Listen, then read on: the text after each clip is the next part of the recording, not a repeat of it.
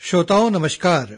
समसामयिक विषयों पर आधारित हमारे साप्ताहिक कार्यक्रम बातों बातों में के आज के अंक के साथ मैं विकल्प शुक्ला। श्रोताओं, छत्तीसगढ़ में राष्ट्रीय शिक्षा नीति को चालू शैक्षणिक सत्र से प्रदेश के शासकीय और निजी विश्वविद्यालयों में स्नातक स्तर पर लागू किया जाएगा। यह शिक्षा नीति क्या है, इसकी विशेषताएं क्या हैं और हमारे युवाओं को इससे क्या फायदा पहुंचेगा, इन सब विषयों पर बात करने के लिए आज हमारे साथ हैं छत्तीसगढ़ शासन के उच्च शिक्षा विभाग में सचिव श्री प्रसन्ना आर। सर, आकाशवाणी समाचार के इस कार्यक्रम में हम आपका हार्दिक स्वागत करते हैं। नमस्कार। सर, सबसे पहले हम अपने श्रोताओं की तरफ से ये जानना चाहते हैं कि ये जो राष्ट्रीय शिक्षा नीति है ये क्या है और इसे लागू करने की जरूरत क्यों पड़ी?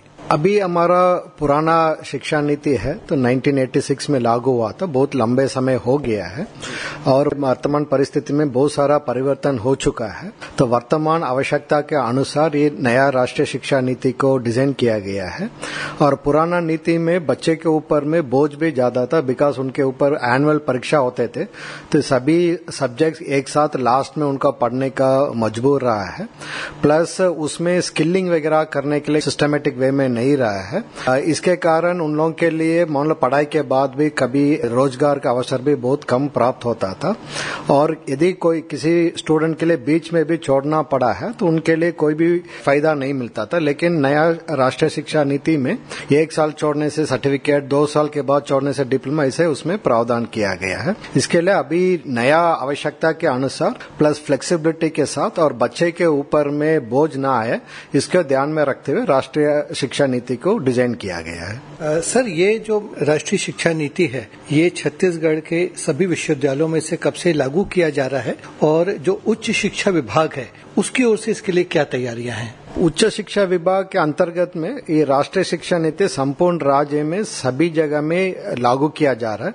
लेकिन इसका हम लोग 3 चरण में अभी इसका इम्प्लीमेंटेशन करेंगे। अभी पहला चरण में सभी विश्वविद्यालय एक्सेप्ट खैरागढ़ यूनिवर्सिटी है, उसमें अगले वर्ष में हम लोग चालू करेंगे। और सुंदरलाल शर्मा ओपन यूनिवर्सिटी है और जनवरी 2025 से लागू करेंगे। इन दोनों के छोड़कर बाकी सभी विश्वविद्यालय में, सभी उच्च शिक्षा विभाग का कॉलेजेस में इस सत्र से हम लोग लागू किया जा रहा है। सर, जो राष्ट्रीय शिक्षा नीति है जैसे अभी लागू किया जा रहा है, जो आपने बताया, इसकी मुख्य विशेषताएं या प्रावधान या जैसे हम प्रोविजंस कहते हैं वो क्या हैं और इससे विद्यार्थियों को क्या फायदा पहुंचेगा? राष्ट्रीय शिक्षा नीति में मुख्य बिंदु ये है, इसमें 3 वर्ष के यूजी कोर्सेस में 3 वर्ष के साथ 4 वर्ष यूजी कोर्स भी होंगे। कोई भी बच्चे रिसर्च करने में उनका इंटरेस्ट है या एकेडमिक क्षेत्र में जाने की इंटरेस्ट है तो 4 इयर्स हॉनर्स को यूजी कोर्स भी कर सकता है। इसके अलावा मान लो यदि बच्चे 1 साल के बाद छोड़ना चाहता है तो उनका सर्टिफिकेट मिलेगा, 2 साल के बाद छोड़ना चाहेंगे तो उसके लिए डिप्लोमा मिलेगा और 3 वर्ष कंप्लीट करेंगे तो उसका यूजी मिलेगा। और ये एनुअल सिस्टम नहीं होगा तो सेमेस्टर सिस्टम होगा। और तीसरा ये है कि क्रेडिट बेस्ड सिस्टम होगा, तो इनके लिए हर इलेक्टिव्स, हर काम के लिए क्रेडिट मिलेगा और क्रेडिट को ऐड करने के बाद उनके लिए फाइनल स्कोर बनाएंगे। तो इसके लिए इनका कंटिन्यूअस इवैल्यूएशन सिस्टम इसमें होगा। और इसके साथ साथ इन लोगों के लिए स्किल डेवलपमेंट करने के लिए भी मौका मिलेगा, प्लस वैल्यू एडिशंस और हमारा देश का पारंपरिक ज्ञान है उसको भी सीखने के लिए उनका अवसर मिलेगा। और इवन कम्युनिटी संबंधित काम करेंगे, जैसे कम्युनिटी वॉलंटियर्स के रूप में काम करेंगे या कोई एनवायरनमेंट प्रोटेक्शन में भी काम करेंगे तो उसमें भी उनका क्रेडिट सिस्टम मिलेगा। फिर और एक इम्पोर्टेंट खासियत ये है कि कोई भी विषय को चूज कर सकते। फॉर एग्जाम्पल एक आर्ट्स का स्टूडेंट है, बीए हिस्ट्री का स्टूडेंट है, तो चाहिए थे कि इलेक्टिव के रूप में कंप्यूटर साइंस भी ले सकता है या कुछ कॉमर्स का एक सिलेबस को भी ये एक इलेक्टिव ले सकता है। पहले सिस्टम में मान लो साइंस स्टूडेंट्स आर्ट का सब्जेक्ट्स नहीं ले सकता था या आर्ट स्टूडेंट्स कॉमर्स का सब्जेक्ट नहीं ले सकता था। लेकिन नया ये राष्ट्रीय शिक्षा नीति में कोई भी बच्चे कोई भी स्ट्रीम का विषय को भी ऐसा इलेक्टिव वो लोग सेलेक्ट कर सकते हैं। इतना फ्लेक्सिबिलिटी इस राष्ट्रीय शिक्षा नीति में दिया गया है। सर, इसमें एक बात और है, जैसे जो हमारी जो अभी जो शिक्षा प्रणाली है ये माना जाता है कि वो रोजगार उन्मुखी नहीं है। मतलब जो हमारी इंडस्ट्री है, जो उद्योग हैं, उनकी जरूरत के हिसाब से बच्चों को नहीं मिल पाता है ज्ञान, और जब वो नौकरी लगती है तो उद्योगों को लगता है, जो उनका एम्प्लॉयर होता है, कि नहीं ये अभी काबिल नहीं है, तो एक तरह का वहां से उसकी ट्रेनिंग शुरू होती है। तो क्या जो नई शिक्षा नीति है उसमें इस सिनेरियो में, इस परिदृश्य में कोई बदलाव आएगा? राष्ट्रीय शिक्षा नीति के one of the important components है तो स्टूडेंट्स का स्किल को डेवलप करने के लिए है। तो इसी के लिए उसमें वैल्यू एडिशन कोर्सेस है, स्किल डेवलपमेंट कोर्सेस को भी इसका मैंडेटरी पार्ट रखा गया है। तो उनका पढ़ाई के साथ साथ में ये कोई ना कोई एक स्किल को भी एक्वायर करने के लिए इसमें प्रावधान किया गया है। और इसके साथ साथ इंटर्नशिप के लिए भी इसमें प्रावधान किया गया, सो दैट इंडस्ट्री में जाकर अभी इनका इंडस्ट्री का डिमांड के हिसाब से वो लोग ट्रेनिंग भी उसके साथ ले सकता है। और हम लोग सिलेबस को भी ऐसा डिजाइन किया जा रहा है तो सो दैट इंडस्ट्री का नीड के अनुसार वो उनका पढ़ाई भी हो सकता है। तो अभी वर्तमान में बहुत सारा रिपोर्ट्स का कहना है, तभी कॉलेज से पास आउट स्टूडेंट्स है 40 to 50% स्टूडेंट्स भी स्किलेबल नहीं है, मतलब इंडस्ट्री का नीड के अनुसार नहीं है। तो राष्ट्रीय शिक्षा नीति का एक इम्पोर्टेंट मंशा ये है, तो हमारा बच्चे कोई भी कॉलेज से निकलकर बाहर आएंगे तो वो या इंडस्ट्री के अनुसार स्किलेबल हो, सो दैट उनको तुरंत नौकरी मिल सके, या खुद का पैर में वो एंटरप्रेन्योर बनना चाहता है, कोई बिजनेस करना चाहता है, वो कॉलेज के बाद उनका खुद के पैर में भी खड़े होकर वो खुद का भी कर सकता है। ये दोनों को भी ध्यान में रखते हुए इसमें डिजाइन किया गया है। सर, आपने बताया कि 3 चरणों में इसे लागू किया जाएगा, क्या थोड़ा विस्तार से बता सकते हैं कि वो किस चरण में किस चीज को लागू किया जाएगा, और मतलब किस ड्यूरेशन में, किस अवधि में वो पूरा होगा? ये अभी हम लोग 3 वर्ष में राष्ट्रीय शिक्षा नीति को उच्च शिक्षा विभाग में लागू करने के लिए निर्णय लिया है। पहला चरण अभी वर्ष 2024-25 के एकेडमिक साइकिल से शुरू करेंगे, दूसरा चरण 2025-26 में होगा, और तीसरा चरण 26-27 में होंगे। तो पहले चरण में हमारा बेसिक सभी मॉड्यूल्स है, तो इसमें कोर्सेस है, सिलेबसेस है, ये सभी कैरागढ़ यूनिवर्सिटी का आर्ट्स के संबंधित कोर्सेस को छोड़कर बाकी सभी कोर्सेस को हम लोग डिजाइन करके लागू करेंगे। और सेकेंड ईयर में, सेकेंड फेज में कैरागढ़ यूनिवर्सिटी के साथ साथ में हम इनका पहले फेसेस में हमारा बास्केट ऑफ कोर्सेस है वो सीमित रहेंगे। अभी वर्तमान हमारा पास अवेलेबल रिसोर्सेस के आधार पर हम सीमित बास्केट ऑफ इलेक्टिव्स हम बच्चे को उपलब्ध कराएंगे। सेकेंड ईयर में वो बास्केट ऑफ कोर्सेस है वो हम विस्तार करेंगे। अन्य डिपार्टमेंट है जैसे technical department, skill development department, agriculture department, इस सभी डिपार्टमेंट के पास भी अवेलेबल कोर्सेस और क्षमता का हम लोग उपयोग करते हुए बच्चों के ज्यादा से ज्यादा कोर्सेस देने के लिए भी, प्लस उनका रिसर्च और एंटरप्रेन्योर बनने के संबंध में दिशा निर्देश में उनको सपोर्ट करने के लिए हम लोग कार्रवाई करेंगे।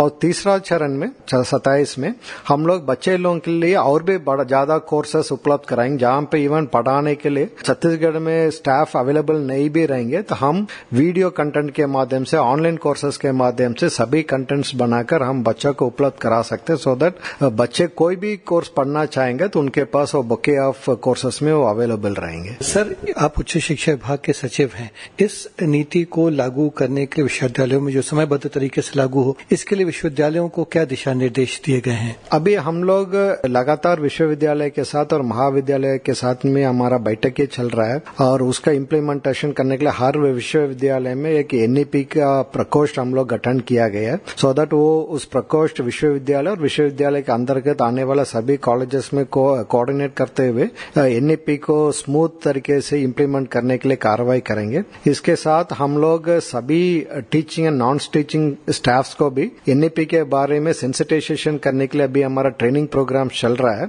अभी मास्टर ट्रेनर्स का ट्रेनिंग कंप्लीट हो चुका है, रविशंकर यूनिवर्सिटी में उसका ट्रेनिंग हुआ है। अभी लोग जिले में जाकर उनका जिले में अंतर्गत सभी महाविद्यालय के टीचिंग स्टाफ्स को पहला ट्रेनिंग करेंगे और उसके बाद नॉन टीचिंग स्टाफ्स को भी ट्रेनिंग करेंगे। और जैसे बच्चे लोग प्रवेश ले लेंगे, हम बच्चे को भी इसको सेंसिटाइज करेंगे और बच्चे में से भी एम्बेसडर भी बनाकर बाकी बच्चे को भी ये एनईपी के बारे में हम लोग प्रचार प्रसार करेंगे। और हम लोग हमारा डिपार्टमेंट का वेबसाइट, यूनिवर्सिटी का वेबसाइट में भी एनईपी के संबंधित सभी दिशा निर्देश को भी हम लोग अपलोड करेंगे। और बच्चे और पालकों के लिए कोई भी डाउट्स होंगे तो उसको भी हम लोग सोचते हुए FAQ, फ्रीक्वेंटली आस्क्ड क्वेश्चंस को भी एक लिस्ट बनाकर हम लोग वेबसाइट में अपलोड किया गया है। और सोशल मीडिया में भी हमारा एक्स में, इंस्टाग्राम, फेसबुक, ये सभी चीज में भी हमारा डायरेक्टरेट का, डिपार्टमेंट का हैंडल हम लोग नया चालू करके उसके माध्यम से भी एनईपी के संबंध में सभी जानकारी सभी स्टूडेंट्स और पालकों को देने के लिए भी कोशिश किया है। और स्टूडेंट्स या पालक भी कोई भी डाउट भी होंगे तो हमारा हमारा सोशल मीडिया का अकाउंट्स में वो लोग क्वेश्चंस को रेज करेंगे या प्रॉब्लम्स को बताएंगे, हम उसको 24 घंटे के अंदर में उसके लिए निराकरण हम लोग करेंगे। सर, ये जो नई राष्ट्रीय शिक्षा नीति, इसे लागू करने में क्या चुनौतियां सामने आ सकती हैं? क्योंकि जैसा आपने बताया कि बहुत ही वृहद है, नए कोर्सेज भी शुरू होंगे, इसमें एकदम नया होगा, विश्वविद्यालयों के लिए, महाविद्यालयों के लिए भी एक नए किस्म का अनुभव होगा और मैन पावर की भी कुछ कमी है जैसा आप बता रहे हैं। तो क्या भर्तियां भी की जाएंगी, फैकल्टी उसके अकॉर्डिंग इसमें भर्ती की जाएंगी? इसके बारे में थोड़ा बताइए, क्या कार्य योजना है? अभी एनईपी को लागू करने के बाद थोड़ा सा टीचर्स लोगों के लिए आवश्यकता बढ़ेगा, बिकॉज अभी कंटिन्यूअस इवैल्यूएशन में प्लस सेमेस्टर सिस्टम होने के कारण उनका इवैल्यूएशन वाला काम थोड़ा सा बढ़ेगा, प्लस इनको असाइनमेंट्स वगैरह भी दिया जाएगा, तो उसके कारण भी थोड़ा सा शिक्षक के ऊपर लोड बढ़ने का आशंका इनके द्वारा जाहिर किया है। इसको एड्रेस करने के लिए अभी विभाग के द्वारा वित्त विभाग का सहमति से अतिथि व्याख्याता को भरने के लिए हम लोग परमिशन दिया है।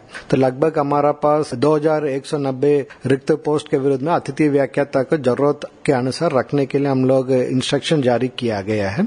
और इस बार अतिथि व्याख्याता पॉलिसी में इन लोगों को इवैल्यूएशन का काम में भी अलाउ करने के लिए हम लोग परमिशन दिया गया है और बाकी अन्य काम को भी अतिथि व्याख्याता का हम लोग परमिशन दे। इसके कारण रेगुलर शिक्षा के ऊपर वाला बोझ है वो कम हो जाएगा और इन लोगों के लिए एनईपी को इम्प्लीमेंट करने के लिए कोई भी दिक्कत नहीं रहेगा। इसके बाद भी जहां पे कोई भी सेटअप का रिविजन का जरूरत होगा या कोई भी ह्यूमन रिसोर्स का समस्या का अवगत कराएंगे तो उसको हम केस टुडे के केस बेसिस में हम लोग इसको एड्रेस करेंगे, सो दैट किसी जगह में शिक्षक का कमी के कारण कोई भी काम प्रभावित ना हो। इसके लिए हम लोग तैयारियां कर रहे हैं। सर, एक अंतिम सवाल, आप वरिष्ठ आईएएस हैं, आप भी एक कठिन परीक्षा पास करके आए हैं, काफी अच्छी शिक्षा हासिल करके आए हैं और आप इस महत्व को समझ सकते हैं कि जो हायर एजुकेशन होता है, जो स्कूल के बाद जो कॉलेज की शिक्षा होती है, उसका बहुत बड़ा महत्व होता है किसी भी विद्यार्थी के लिए, किसी भी युवा के लिए अपना करियर बनाने में, प्रोफेशन डिसाइड करने में। तो जो उच्च शिक्षा विभाग है उसकी बहुत महती जिम्मेदारी है छत्तीसगढ़ को उस तरह से, छत्तीसगढ़ के युवाओं के भविष्य को संवारने में। तो आगे के लिए क्या कार्य योजना है कि यहाँ पर जो उच्च शिक्षा है छत्तीसगढ़ में उसका स्तर बढ़े और जो हमारे प्रदेश के युवा हैं वो दूसरे प्रदेश के युवाओं के साथ कॉम्पीट कर सकें? अभी छत्तीसगढ़ सरकार ने विकासशील छत्तीसगढ़ से विकसित छत्तीसगढ़ की ओर से जाने के लिए अभी हमारा विजन 2047 का तैयारी भी कर रहा है। तो उसमें कोई भी सोसाइटी विकसित होना है तो उसका सबसे इम्पोर्टेंट रिक्वायरमेंट है तो उसका यूथ नॉलेजेबल होना चाहिए। और अब वर्तमान में दुनिया बहुत तेजी से बदलते जा रहा है, नॉलेज बहुत तेजी से बदलते जा रहा है। इसी के लिए हमारा सभी युवा को अच्छा शिक्षा और गुणवत्तापूर्ण शिक्षा देना बहुत ही इम्पोर्टेंट है। इसका ध्यान में रखते हुए इस साल विभाग के द्वारा एक छत्तीसगढ़ हायर एजुकेशन मिशन को भी गठन कर रहा है। तो इसके तहत में हम लोग क्वालिटी ऑफ एजुकेशन को इम्प्रूव करने के लिए विशेष रूप से हम लोग ध्यान देंगे, सो दैट सभी कॉलेजेस वगैरह में necessary infrastructure, lab facilities, library में बुक्स का अवेलेबिलिटी, अच्छे गुणवत्तापूर्ण शिक्षा का अवेलेबिलिटी, सभी चीज को इसमें उपलब्ध करने के लिए हम लोग तैयारी करेंगे। इसके साथ साथ बच्चे को भी स्किल लेवल बढ़ाने के लिए, प्लस वो कॉलेज से बाहर निकलते समय में वो कॉम्पिटिटिव हो, इसी के लिए कॉम्पिटिटिव एग्जाम्स का तैयारी के संबंध में, प्लस वो एंटरप्रेन्योर बनना चाहेंगे तो स्टार्टअप वगैरह करने के लिए दिशा में उनको मदद करने के लिए, यदि कोई रिसर्च वगैरह का साइड में जाना चाहेंगे तो रिसर्च वगैरह के लिए हम लोग इंडस्ट्री के साथ पार्टनरशिप करके रिसर्च का लेवल को बढ़ाने के लिए इस दिशा में भी अगले 2-3 साल में हम लोग काम करेंगे, सो दैट बच्चे लोगों के लिए पढ़ाई के साथ साथ अच्छा सा स्किल, मतलब कोई भी क्षेत्र में वो करना चाहेंगे उस क्षेत्र में उनका ज्ञान भी कर सकता है। और इसके साथ साथ इवन सॉफ्ट स्किल्स है, जैसे कोई भी मीटिंग्स वगैरह में जाना है तो कैसे बात करना है, इंग्लिश का लैंग्वेज स्किल्स है, ये सभी चीज को भी हम लोग इम्प्रूव करने के दिशा में हमारा कार्य योजना बनाकर अगले 3 साल में हम इसको धीरे धीरे से हम लोग इम्प्लीमेंट करेंगे। सर, आपने बहुत महत्वपूर्ण जानकारियां दी। आकाशवाणी के श्रोताओं की ओर से और आकाशवाणी समाचार की ओर से हम आपका हार्दिक आभार व्यक्त करते हैं। बहुत बहुत धन्यवाद। बट ऑल इंडिया रेडियो के माध्यम से मैं सभी स्टूडेंट्स और उनका पालक को ये अवगत कराना चाहूंगा कि राष्ट्रीय शिक्षा नीति उनका हेल्प करने के लिए, उनका सहयोग करने के लिए लागू किया गया है। ये बाहर से देखने के लिए थोड़ा सा कठिन दिखता है, लेकिन एक्चुअली इम्प्लीमेंट करेंगे तो ये बच्चे लोगों का बोझ कम करते हुए उनका पढ़ाई है तो बहुत ही आसान तरीके से करने के लिए एक अच्छा पॉलिसी है। तो उसको आप थोड़ा सा समझ लेंगे तो मेरे ख्याल से आप इसको एक्सेप्ट करके इसको अच्छा से आपका फायदेमंद चीज है करके आपको समझ में आएगा। यदि आप लोगों का इस संबंध में कोई भी डाउट्स होंगे तो हमारा इंस्टाग्राम, हमारा फेसबुक, हमारा एक्स अकाउंट्स वगैरह में भी आप कांटेक्ट करेंगे। आपका कोई भी डाउट्स होगा हम आपका निराकरण करेंगे और हम उम्मीद करते हैं तो आप इस अच्छा अवसर का उपयोग करते हुए आपके नॉलेज लेवल को इम्प्रूव करते हुए एक अच्छा इंसान के साथ एक अच्छा यूथ बनाकर हमारा कॉलेज से बाहर निकलकर हमारा छत्तीसगढ़ का विकसित छत्तीसगढ़ बनने के लिए आपका काफी अहम भूमिका रहेगा। बहुत बहुत धन्यवाद। तो श्रोताओं, इसी के साथ समसामयिक विषयों पर आधारित हमारे साप्ताहिक कार्यक्रम अब संपन्न होता है। अब हम आपसे विदा लेते हैं। अगले हफ्ते एक नए विषय के साथ फिर हाजिर होंगे। नमस्कार।